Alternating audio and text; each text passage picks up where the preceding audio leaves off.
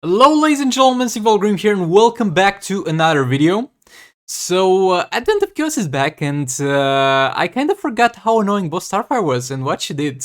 And I've already done the fights, obviously, and we're gonna take a look at that in a second. But first of all, let's do a recap on what she does. So, applies permanent dot to the entire team. That combined with her AI is gonna be held to survive.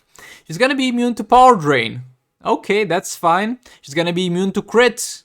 Okay, every single one of my teams will do will do 1/3 of their damage. She's gonna be immune to lethal. Okay, that's amazing. So no Batman Ninja team, and attacks disabled. In addition, she has a defensive measures preventing her from taking excessive amount of damage. So she has a damage cap, and also her abilities on top of everything else cannot be disabled.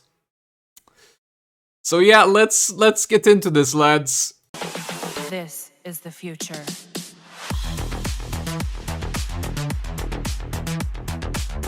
Okay, so we're gonna open up with the Kinflan Sakumen team. Keep in mind we're on the secondary account, so we don't have access to Raven and a lot of other things. So the Kinflan Sakumen team is gonna be most likely the highest damage team that we'll have access to against her. And we're gonna have a firebox on Dr. Fate because I really wanted to be able to gap close and lock her into an infinite combo with him. And we're gonna have a level 3 Chakra, which is the free artifact on Shazam for the passive stats, and all blades on Kinflan Sakumen, obviously. And yeah, it sucks. It sucks not being able to crit with Kinflan Sakumen. Our damage is gonna be pretty much nothing except for the special 3% damage. And the saddest part about this is that after Kinflan Sakumen, I'll have my League of Anarchy, my Prator Batman League of Anarchy, which will do something, okay? They will do some damage. But after that, nothing in this account's roster is gonna be able to do any damage except for scrap, so that's bad. And by the way, you should leave Cyborg alive before fighting her, because there's such a few amount of teams effective here, which is Kinflan Sakumen and League of Anarchy and Black Manta. Black Manta does decent job here if you have him.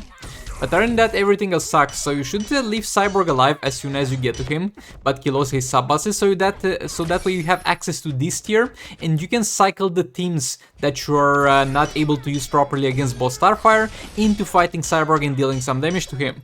But the thing is, I didn't do this on this account because I got into the point where I was cycling teams in between those two bosses when it was close to the Soul Raid event, and there were like 2 days left, and I was like, well, I'm not gonna kill Starfire, but I can kill Cyborg if I shift all my resources to it. So yeah, now Cyborg is dead and Starfire is alive, sadly, so we'll have to throw everything at her, even though we'll get some terrible results at some points.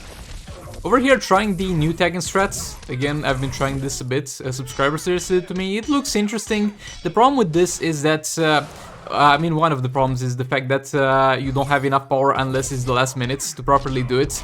But it's pretty much a way to tag in Dr. Fate right after a King Special 3, so he can re-engage a full combo as if he was tagged in from a swipe right. And this way you can keep for a very long time 4 all blade stacks, and maybe even have 4 all blade stacks on the Special 3, but you can't do that in terms of power until the last minutes, and it's not very reliable in terms of that. But other than that, it's fine. But in the last minute here, I'm gonna yeet 2 of them. Dr. Fate back in there, building some combo.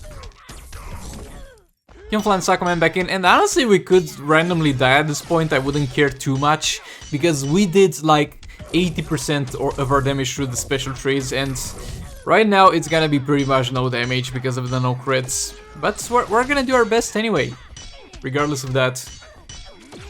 By the way, I got a little bit of a new camera angle. You guys let me know what you think about it. You can see like more of me.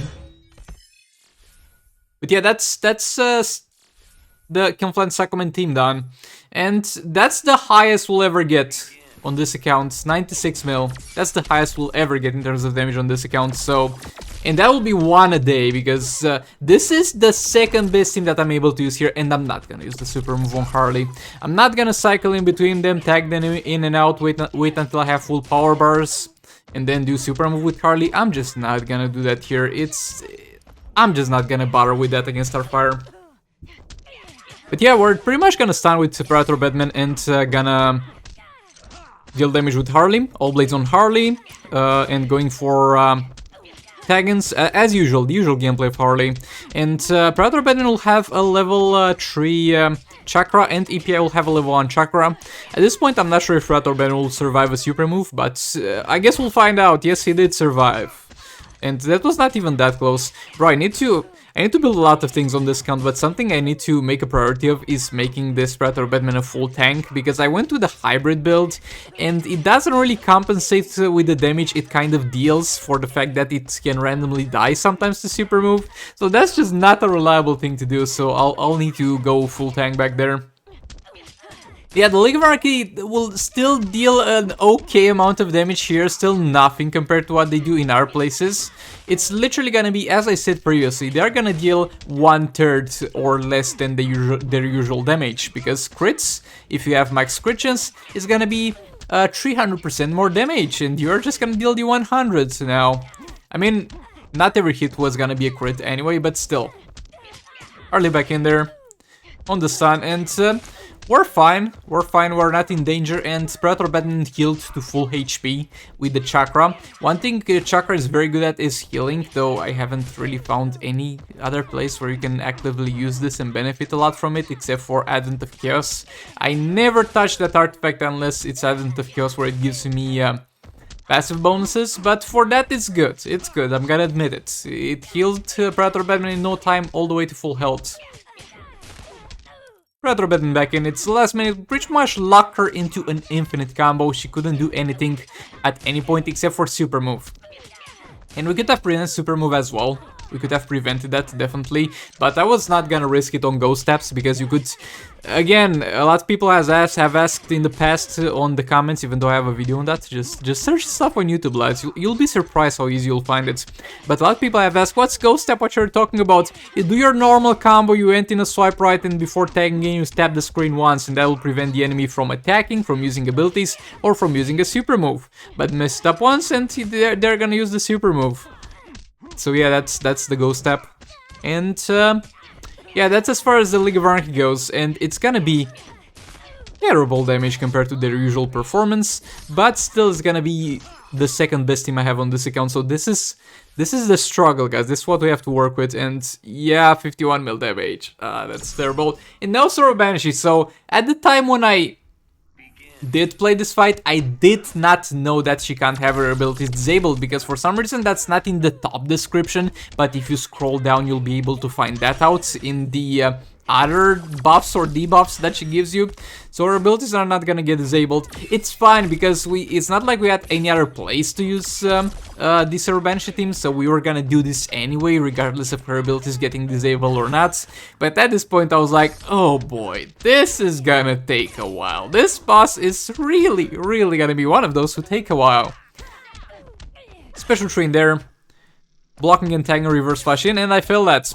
So we'll fail some taggings with reverse flash, and that's gonna hurt him a lot. We have power box on him for the gap closing. We have a level 3 chaos artifact, the chakra on Power Girl, and we have all blades on Server Banshee.